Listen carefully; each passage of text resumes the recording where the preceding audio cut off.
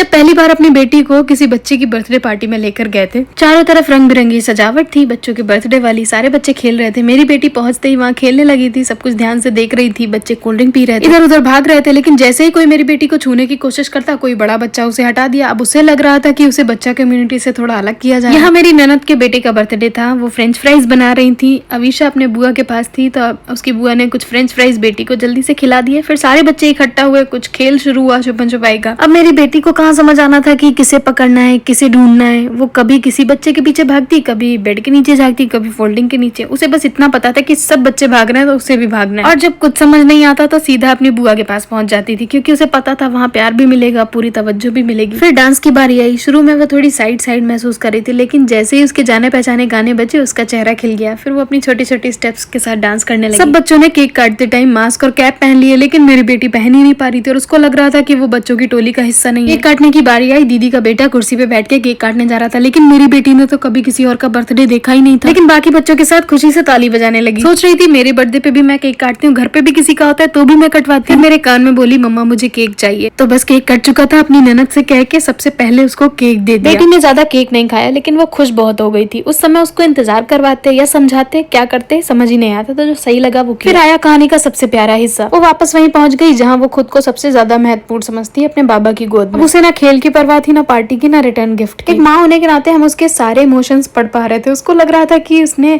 बाहर की दुनिया देख ली, नया अनुभव कर लिया और वापस अपने राज्य में लौट आई, जहाँ वो सबसे छोटी भी है, सबसे प्यारी भी है और सबसे ज्यादा प्यार भी उसी को ही मिलता है।